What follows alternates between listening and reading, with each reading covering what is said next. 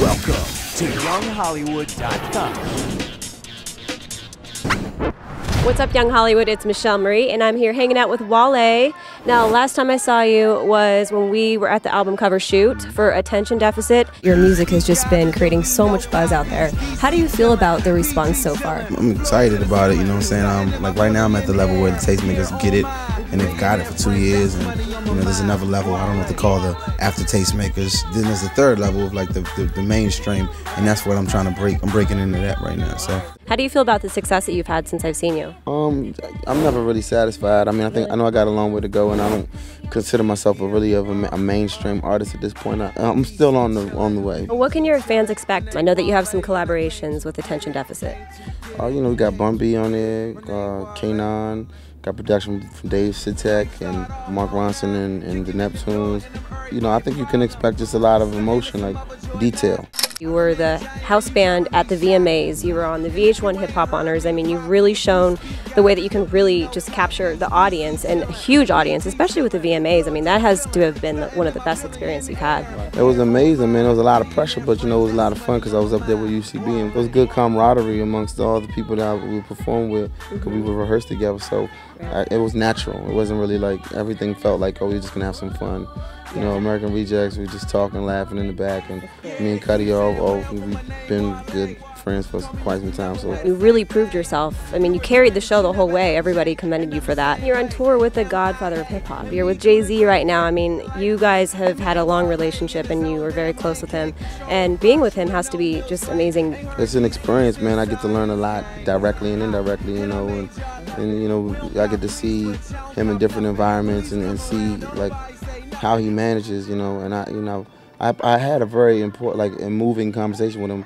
It really like changed my outlook on this, and like, you know, I would sometimes I'm like on my way to certain things, and I start complaining like I'm tired. But after that, like at that conversation I had with him, he took his glasses off, he looked at me and said something, and I was just like, wow.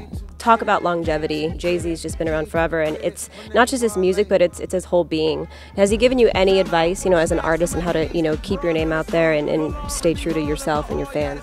I think he's taught everybody. For example, we're all children, like myself, Drake, Cuddy, and like a lot of the other MCs. We're all children of that era, of Jay, Biggie, you know, Nas. So now you're starting to see the next breed of MC, like myself and Cuddy and Bob and guys like that. Well, people are comparing you to Jay-Z, saying that you're the next Jay-Z. That's gotta stick with you. I mean, how do you feel when you hear people tell you that?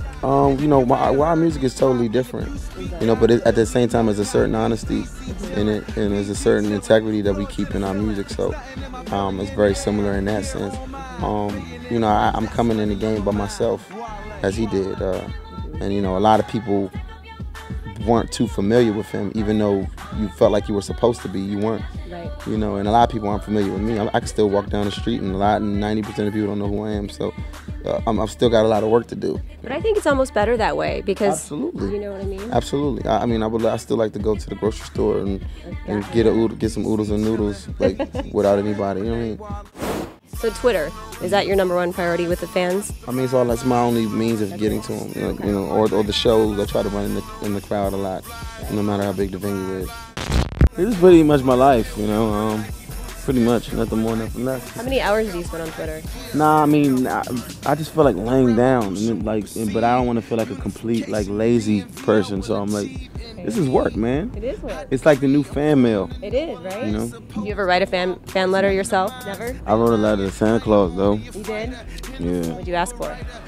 A prom date. A prom date? Did he grant it? Nah. So iPhone or BlackBerry? That's my BlackBerry. You have both? Yeah, I have both. What do you like better?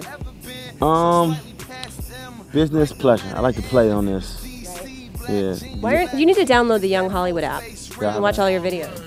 Okay, let's do it. Let's do it. Exclusive right now, Wale is downloading the Young Hollywood app. Go get it. Hey, this is Wale, and this is somebody else's computer, and this is Young Hollywood.